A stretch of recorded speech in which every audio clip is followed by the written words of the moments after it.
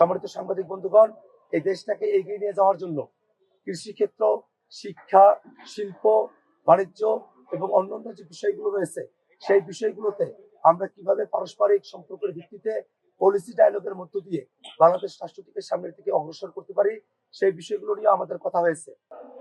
বাংলাদেশ জাতীয়তাবাদী দল বিএনপির চেয়ারম্যান জনাব তারেক রহমান, মির্জা ফখরুল ইসলাম আলমগীর সহ বিএনপির নেতৃবৃন্দ নির্বাচন পরবর্তী সময়ে জাতীয় নাগরিক পার্টি এনসিপির আহ্বায়ক জনাব নাহিদ ইসলামের বাসায় আজ এসেছিলেন। সৌজন্য সাক্ষাতে আজ জনাব তারেক রহমান এবং এনসিপির আহ্বায়ক জনাব নাহিদ ইসলাম তারা একত্রে বসেছেন। আমরা জাতীয় নাগরিক পার্টি এনসিপি যদিও নির্বাচনের ফলাফল নিয়ে কয়েকটি আসনে আমাদের প্রশ্ন রয়েছে, তথাপিও জনাব তারেক রহমান যে রাজনৈতিক সৌজন্যবোধের জায়গা থেকে জনাব নাহিদ ইসলামের সঙ্গে আজ সাক্ষাৎ এসেছিলেন, এই রাজনৈতিক সৌজন্যতা এবং তার জয়ী হয়ে আসাকে আমরা অভিনন্দন জানাই। আমরা নিজেদের মধ্যে মতভিন্নতা সত্ত্বেও কিভাবে রাজনৈতিক মতভিন্নতার বাইরে গিয়েও একত্রে দেশের জন্য কাজ করতে পারি সেই বিষয়গুলো নিয়ে আমরা কথা বলেছি। বাংলাদেশের সংস্কারের যে প্রশ্ন সেই প্রশ্নকে কিভাবে সুরাহা করা যায় এবং বিচারের যে প্রশ্ন সেই বিষয়গুলো নিয়ে আমরা নিজেদের মধ্যে কথা বলেছি। আজকে জনাব তারেক রহমান এবং জনাব নাহিদ ইসলাম বাংলাদেশ জাতীয়তাবাদী দল বিএনপি এবং জাতীয় নাগরিক পার্টি এনসিপির মধ্যকার আজকের এই নির্বাচন পরবর্তী সৌজন্যমূলক সাক্ষাৎ বাংলাদেশের রাজনৈতিক সংস্কৃতিতে একটা পরিবর্তনের আভাস আমাদেরকে দেয়। আমরা মনে প্রাণে চাই এই বাংলাদেশ রাষ্ট্রে আমাদের রাজনৈতিক মতভিন্নতা থাকবে, রাজনৈতিক কর্মসূচি আলাদা হবে, রাজনৈতিক বক্তব্য আলাদা হবে, কিন্তু দেশের প্রশ্নে বাংলাদেশের সকল রাজনৈতিক দল আমরা একত্রিত থেকে একসাথে আমরা বাংলাদেশের প্রশ্নে আমরা সিদ্ধান্তগুলো গ্রহণ করতে পারবো। সে ধরনের একটা পরিবেশ বাংলাদেশে অটুট থাকবে, সেটাই আমাদের প্রত্যাশার জায়গা।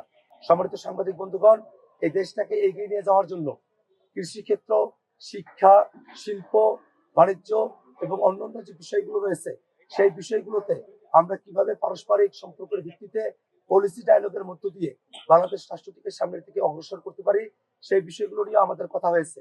এবং নির্বাচন পরবর্তী যে সহিংসতাগুলো বিভিন্ন জায়গায় ঘটছে সেই বিষয়গুলো নিয়েও আমরা জনাব তারেক রহমানকে জানিয়েছি এবং তাদের দলের তরফ থেকে সেই বিষয়গুলোতে ব্যবস্থা গ্রহণ করা হবে বলে মির্জা ফখরুল ইসলাম সাহেব তিনি আমাদেরকে আশ্বস্ত করেছেন। এছাড়াও 24-এর অভ্যুত্থানের সময়টাতে যারা জীবন দিয়েছেন, যাদের অঙ্গহানি হয়েছে, সেই সব বীর শহীদান এবং সেই সব আমাদের যারা বীর গাজীরা আছেন তাদের যথোপযুক্ত তাদের পুনর্বাসনের পরিবার এবং তাদের পুনর্বাসনের বিষয় নিয়ে আমরা তাদের সঙ্গে কথা বলেছি। 24-এর অভ্যুত্থানের বিষয়ে আমরা জনাব তারেক রহমানের সঙ্গে আমাদের কথা হয়েছে। এর বাইরে গিয়েও আমরা জাতীয় নাগরিক পার্টি এনসিপির আহ্বায়ক জনাব নাহিদ ইসলাম ফুলের তোড়া দিয়ে জনাব তারেক রহমানকে, মির্জা ফখরুল ইসলাম আলমগীর সহ বিএনপির যারা নেতৃবৃন্দ আছেন তাদেরকে তিনি স্বাগত জানিয়েছেন। আমাদের যে প্রতীক শাপলা কলি, সেই শাপলা কলির প্রতীকের একটি প্রতিচ্ছবি, একটি কাঠামো তিনি জনাব তারেক রহমানকে উপহার হিসেবে দিয়েছেন এবং 24-এর অভ্যুত্থানের সময়টাতে একজন শহীদের হাতে লেখা চিঠি, সেই চিঠিও তিনি জনাব তারেক রহমানের কাছে উপহার হিসেবে হস্তান্তর করেছেন। সম্মানিত সাংবাদিক বন্ধুগণ, আজকের এই নির্বাচন পরবর্তী সৌজন্য যে সাক্ষাৎ সেটা বাংলাদেশের রাজনৈতিক কালচারের জন্য একটা গুরুত্বপূর্ণ দিক হিসেবে বিবেচিত হবে, এটাই আমাদের প্রত্যাশা। এই সাক্ষাৎকারে